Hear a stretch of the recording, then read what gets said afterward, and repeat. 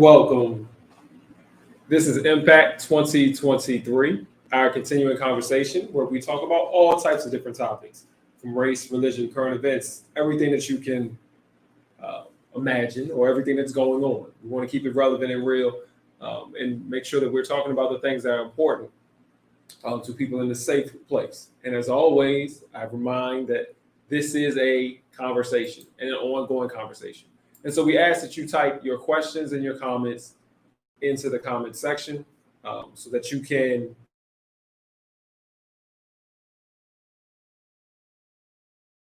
about our different topics.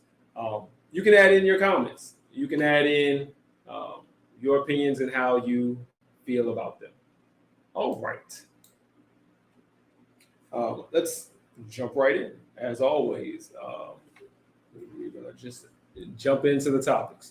And one of the things I want to remind people again, even though I just said about typing in your questions and your comments, you definitely decide what route and which way that we're going to go. So when you add in your participation and your comments, you definitely get to drive the conversation, because it may be a blind spot that we're not looking at when talking and when having these conversations. All right. One of the current events that has happened recently, and we've talked about this a little bit before, but we're going to touch it a little bit more again, is about a famous basketball player. His name is Ja Morant. For those of you who do not know, this is a famous basketball player who plays in Memphis for the Memphis Grizzlies. He is a gentleman who was out of nowhere. They call him the Rise Out of Nowhere, or call it Rise Out of Nowhere, because what he was originally was at a small time school. He worked there. He became a superstar in college, and then he was drafted number 2 overall in the NBA draft, and then he became Rookie of the Year. Subsequently, after that, because he was such a phenomenal player, he ended up getting numerous endorsements, lots of money, $100 million endorsements, $100 million contracts, everything thrown at him. So you have a young gentleman, young 20s, who has had everything thrown at him. And so then what happens next? What happens next over the process over the past 2 years is that he's gotten in trouble, semi-quasi-legal trouble. It started off with having videos of him fighting a young teenage boy who was over at his house playing basketball, and they got into a dispute. He ended up fighting him, and then also going in his house and then coming back out of his house and intimidating him by having a gun on his person. That's one incident. Another incident was just recently, or more recently than that. He and his sister were at he was at his sister's volleyball game and ended up getting into a fight with some of the people at the game and beating up people at the game. And then came into what got him in trouble with the NBA is he had 2 incidents. One where he was shown on social media with a gun while he was out partying and having a good time. Then he got suspended from the league, 8 games, kind of a little slap on the wrist, but make sure you understand the impact of what you're doing and where you're touching other young kids. And lo and behold, just a couple of days ago, well, more so like weeks ago now, he was shown on social media on Instagram Live again. This time at a club, and of course, after he's on the camera for a little while, grabs a gun, waving the gun around again. And of course, he's going to get suspended again. But now he's jeopardizing his money. He's jeopardizing some of the contracts he has, and he's jeopardizing his extremely lucrative basketball career. And so there's many different ways we can go about talking about this particular subject. But we brought in some people to talk about it with us and kind of just dive into what's going on here. You got a young man who has everything going on in his life. You have a young black man, and we're going to touch on the situation. So, put our guest in. We have Steve. Steve, how we doing? All right, and we have Chris. Chris, how are we doing today? Good, man. All is good. All right, sounds good. All right, so let's just hop right into it. I know both of y'all are familiar with the situation. There's many different ways we can go. I kind of teed it up to let everybody know exactly what's going on as far as what's going on with the gentleman. He's someone who you got caught on social media showing a gun. You got reprimanded for it, and you couldn't stay away. You ended up doing it again. First things first. Why do you think somebody who has everything at their fingertips, has big $100 million contract, has everything they could possibly want, is a huge international basketball star, why would they jeopardize their life so that they can look cool online? Steve, what's your thoughts? I mean, it's exactly what you said. They want to look cool online. They want to put up this facade that they can do what they want, when they want, and how they want. And, you know, I chop it up as one of those things where he's young and dumb. And he has the access that many his age don't have. He has millions. He literally has fortune and fame. So he can do what he wants, and he has this feeling of entitlement where I can do what I want. And even if there are consequences, they won't hurt me enough where I miss out. And a lot of these young cats out here think they are Iron Man and nothing can hurt them. So he's definitely one of those young men. I mean, at 23 years old, of course, you know, you and I, along with Chris, we didn't have that access at all. We were just trying to get out of college and get a good job. And, you know, so, you know, even if we had that access, we were trained not to behave that way. So it's one of those situations where he has to look in the mirror, but, you know, also the entourage, the family, who's telling him he's wrong. And some people probably are in a situation where they're getting fed by him literally with some of that fortune and fame. So they don't want to tell him he's wrong. That's my take on it. Chris, a similar question. You know, we have a comment here. It says, "What is his reasoning for his actions?" And now, you know, we don't know. We can't really get into his head. But I mean, what do you think? Like, one, what do you think is the reason for the actions? And like, why would you risk everything again to look cool online? You know. Well, I mean, I think he's fascinated with the thug life, and I don't know how many people really are familiar with Ja Morant. Ja Morant went to a private college, a private school. He went to a private high school. His mom and his dad are, I believe they're still married, but he grew up in a 2-parent home. He really is that guy that, you know, he had everything kind of given to him his whole life. And so he gets the opportunity to be a part of this thug life. And he wasn't really brought up in that, you know, in that lifestyle. And so even if you look at the videos, I mean, he doesn't even hold the gun like he knows how to shoot it. He like holds the gun like this.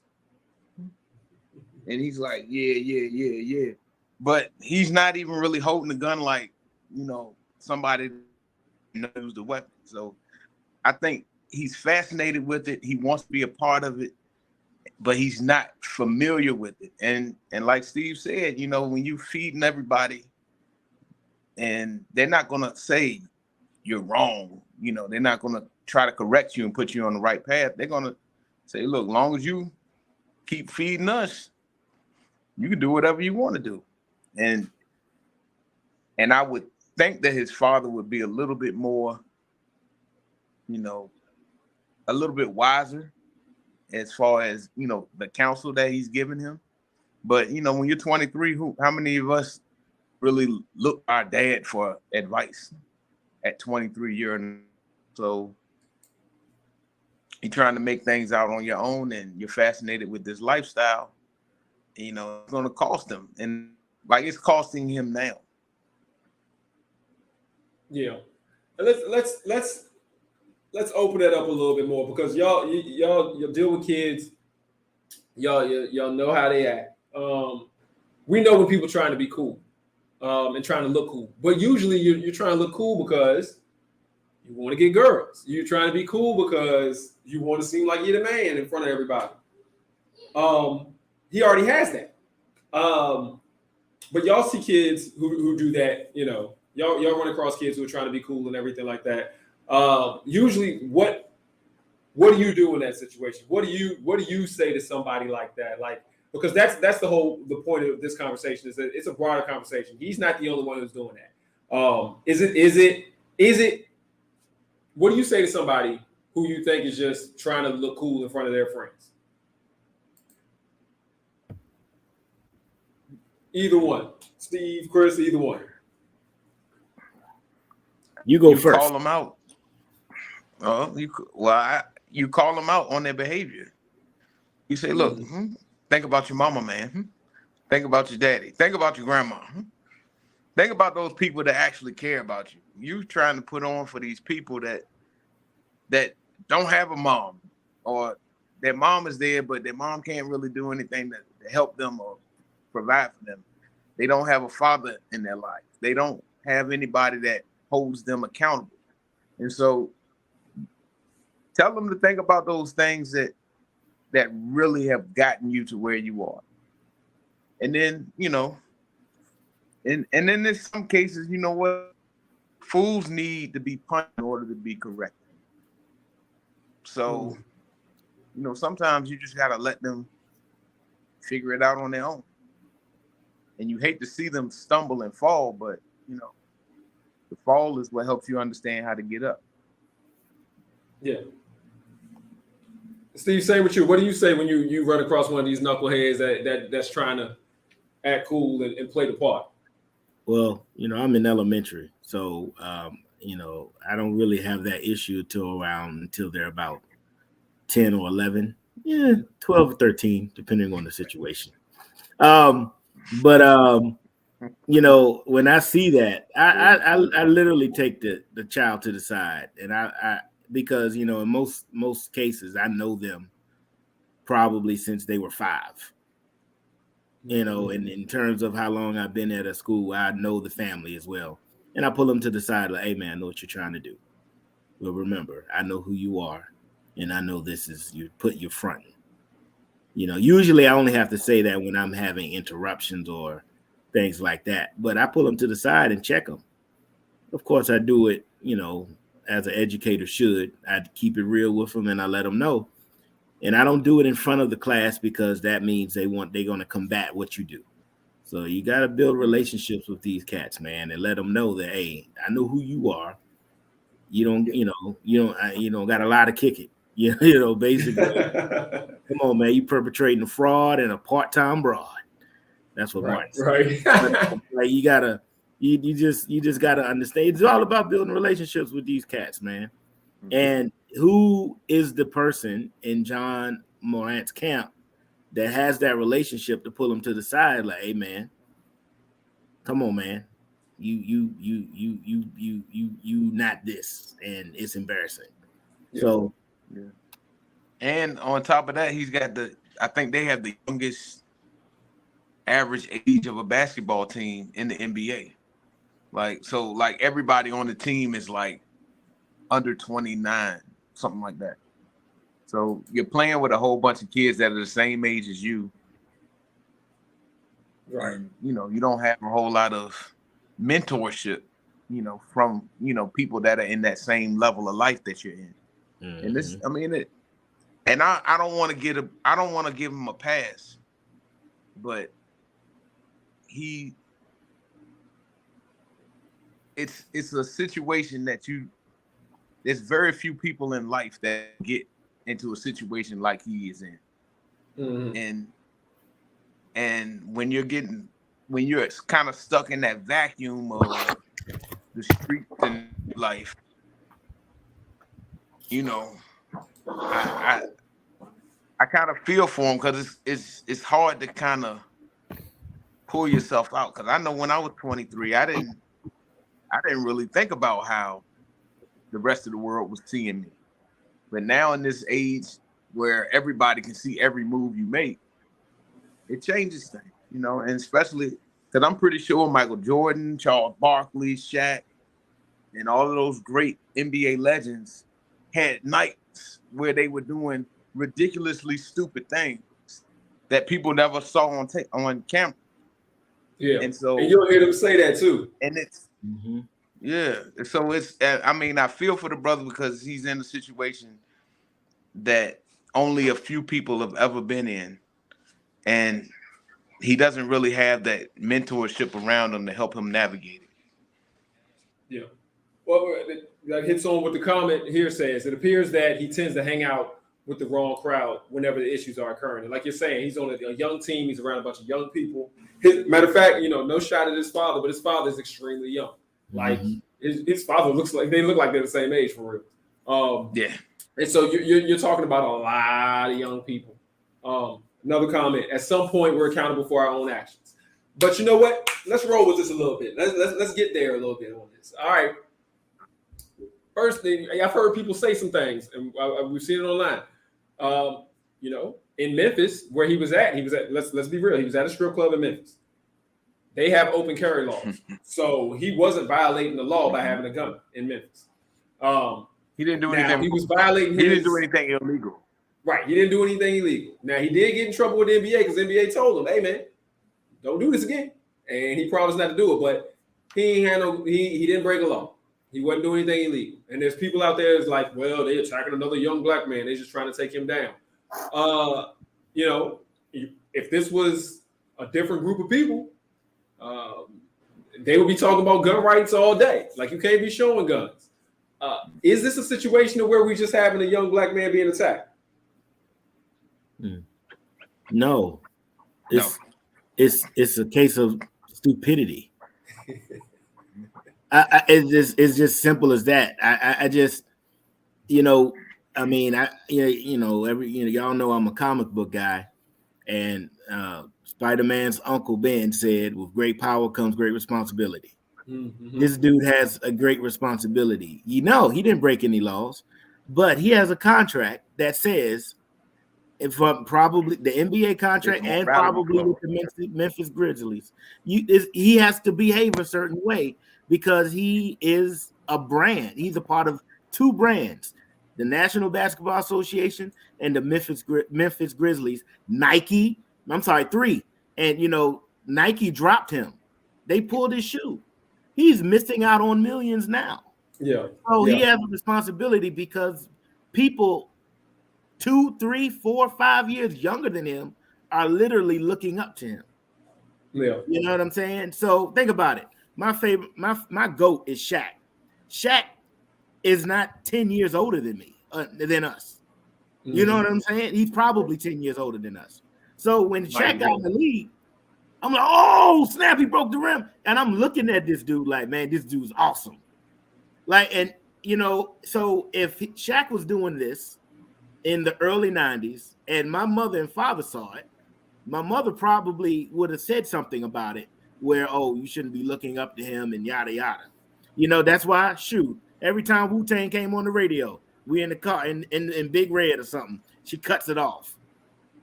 Hey, that's Wu-Tang. Right. You know, so, but that's what I'm saying. It's a culture where now we're living in a culture where, you know, the music is influential. Think about the music that I was playing in the background. You know what I'm saying? We're not going to ride around flashing guns with Earth, Wind, and Fire pumping. Right. September. We're not going to do that. Right. You know, so you got to understand, like, it's just the culture where negative is good. Mm-hmm. But at the same time, that contract that the NBA made him sign in the Memphis Grizzlies, negative is not good. Negative is bad. And let's be clear, just to be clear, what I was informed of is that every contract has a morality clause. Mm-hmm. And so they're allowed to do what they want to do. So as much as it's not a crime, because you signed that morality clause and you have to be an example to people, they're able to punish you. But Chris, I want you to touch on it too. I mean, do you feel like maybe it's a little bit of a young black man being attacked, or how do you come in on that one? You know, the first time I kind of felt like, okay, he's in a strip club. He got to open. You know, I was familiar with the law, you know, Memphis, you know, you got to open carry. It was stupid, but, you know, let's for a slap on the wrist and, you know, let him go on. The second time, now, you know what, now you're just showing that you're a fool. You know, just plain foolery here. And you're not paying attention to your environment, and you really honestly think that you're above the expectation. And fortunately,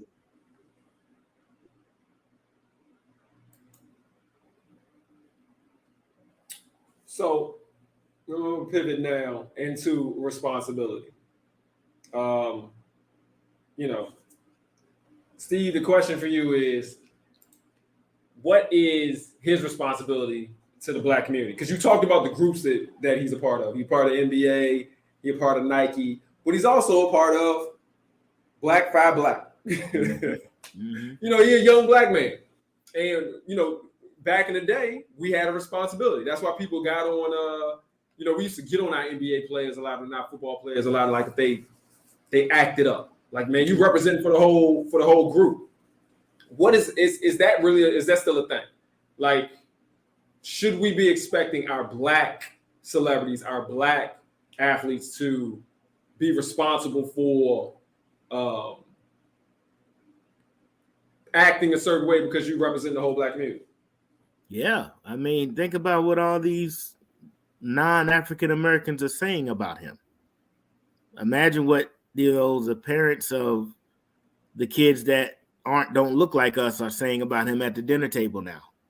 You know, so yeah, he does. He might not want to. He might not want it. He might not have asked for it. But he is that. Yeah. Just like I am. If I, me being an educator, if I go out and flash a gun, I'm not breaking any laws. Okay, Carolina's an open carry state too, but I'm a teacher. And I teach these students how to behave socially, and all that. So my thing is, yeah. And, it would be like that with me being a regular guy. So if you're a millionaire, it should actually be a little more potent. It's not fair. No. But Charles Barkley had that iconic commercial, "I'm not a role model." But, hey, man, he's my third favorite player of all time, just because, that's just how it is. Like, I love watching that dude play. I love, how he was. But at the same time, I still looked up to Charles Barkley. I didn't act like him because I had parents in the house that would definitely not allow it. But, he had the responsibility. And that is a piece of it. Yeah. Well, here's a comment that went around. And I think we need to kind of think about this. And again, y'all, we all deal we'll come across kids. So, Chris, is this a situation of where it might be an addiction? And people are like, oh, he's an addiction, not to what you may think, not drugs, not alcohol, but addicted to social media. And that addiction is a real situation where he can't control himself. And that's the problem with what's going on here. Because I think as we get a little bit into this, a lot of kids are gonna have that same addiction. You know how they are. They can't put the phone down. They got to take pictures of everything that they eat. If they go somewhere, it's more important to take the photo of me going to Mexico than actually going. Like, if I don't got my phone, I might as well not even go. Is this a situation you think where it could possibly be an addiction and we should be looking at this in a different way? Or is that just an excuse? I don't think he's addicted to it. I think he just has been moving foolishly. He's a basketball player, like Steve said. He should be focused on basketball. Like, the only thing that he should be going live for is basketball. Like, he got a Powerade deal. He had a Nike deal. his priorities are in the streets, though. You know, like he is really probably, I would say, out of, you know, and I'm 44 years old. He is one of the most exciting basketball players I've ever seen. Like he's aggressive. He's fun to watch. He gets the crowd involved. He is an amazing basketball talent. I hate the fact that he's moving so foolishly in the streets, because if he really gets caught in his life, and a lot of people get caught up in it and they're not really from that lifestyle. It happened to Tupac. It happened to Tekashi 6ix9ine. They get caught up in these lifestyles and they ruin everything that they had going for themselves. And it's just trying to fit in with a group of people that you're not supposed to be focused on. You're an NBA player. You should be in there with LeBron, and you should be in there with, you know, talking to veterans like, you know, Kareem Abdul-Jabbar, and talking to people like Shaq and Charles Barkley, and you should be trying to learn so you can become a better basketball player.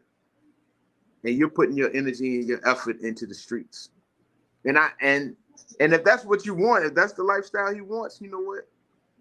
Go for it. I just hate to see an amazing talent like that, you know.